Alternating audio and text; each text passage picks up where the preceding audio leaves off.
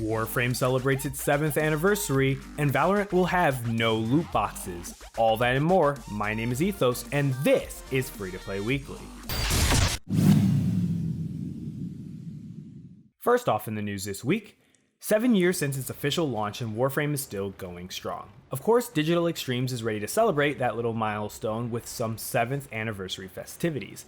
Among the things the dev team has planned are an in-game gifts, special real-world merch, and offering players a chance to help design the game's next Warframe with a community-designed Warframe project. Players can now submit ideas on the Warframe's theme. The theme needs to be original, and the players can submit backstory information and concept art. That said, the devs may alter background stories, and the art likely won't be used in the final design. If you're interested in submitting a theme, you'll want to check out all the rules on the Warframe forums.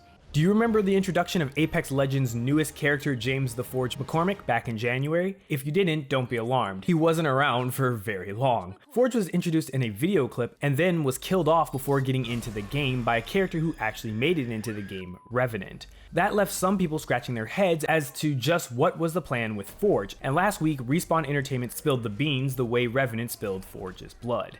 Speaking to Dot Esports, design director Jason McCord said that Forge's untimely demise was an effort to strike back at data miners who he knew would shift through the game's files and find out about Forge before his official reveal. We actually purposely leaked fake concept art and details of Forge's kit in patches, so there would be a breadcrumb trail by the time we announced him. It's pretty insane, really, and I can't think of any other game that's just gone through such hijinks. And neither can I. Unless you think that this is just a ruse to build up more hype for Forge's eventual addition to the game, McCord puts those thoughts to rest by saying Forge is super dead. I don't know, but can't you just have him respawn? You can check out the rest of this interview and learn more about how Revenant was created, a process that took a year for the Apex Legends team. And while you're at it, say a prayer or two for Forge.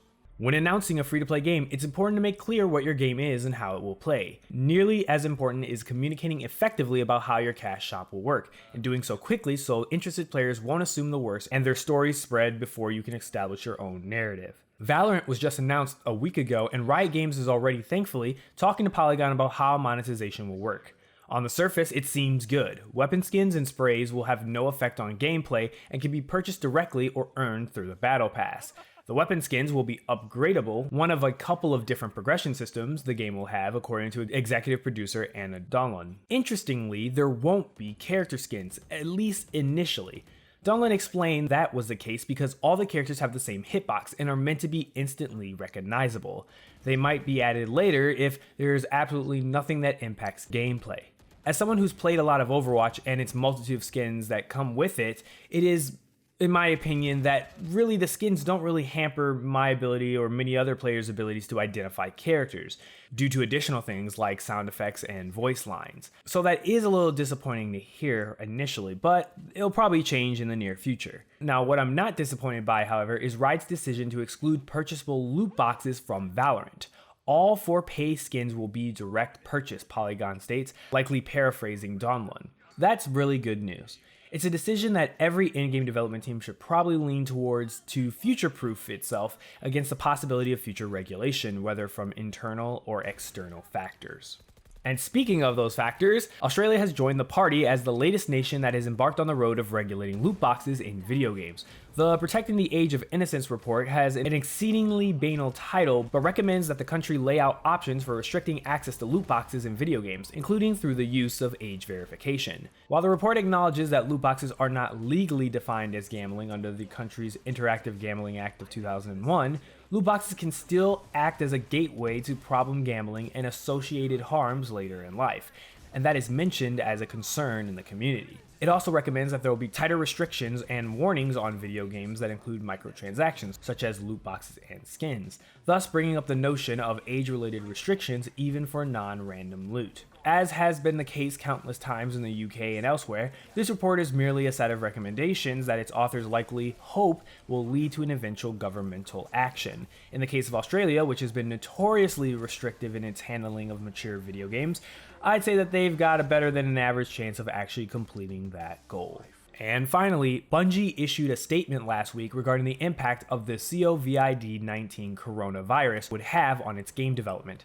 Thankfully for gamers, it doesn't appear any future content for Destiny 2, such as the impending Season of Worth and Trials of Osiris, will be delayed. The operations team has rapidly built a remote work infrastructure for employees in Seattle to help them complete the new content, as well as maintain and update the game's other aspects. Even better news for all Bungie employees is that these measures are now being implemented around the globe, with the goal of prioritizing the safety of our employees and continue to develop and deliver on a game that we love for our community. It's possible that such measures may be more than temporary. In speaking at a teleconference today, Take-Two's CEO expressed the opinion that the experiment that many game developers are undergoing as a response to the coronavirus could demonstrate to them that working remotely is a valid option for the long term. While admitting that he's not a big believer in remote work, Zelenak, the CEO, also admitted that a lot of us who are skeptical about remote work are going to be less skeptical about it.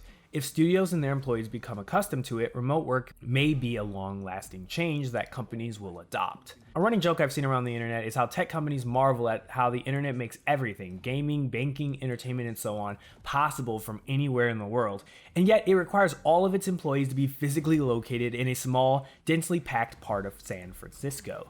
Maybe Zelenak is right, and the sea of change brought on by the necessity of the coronavirus will stick around even after the disease has run its course. And that moves us to the question of the week. With Warframe celebrating its 7th anniversary, let me know in the comment section below an idea that you would have for a possible brand new Warframe. Honestly, they have so many Warframes now that I don't even think I can come up with an original one, but I'd love to hear your guys' thoughts and ideas in the comment section below. And that's it for this week's Free to Play Weekly. Don't forget to check out mmobomb.com for giveaways and the latest news. My name is Ethos, and I'll catch you guys later. Peace out, everyone.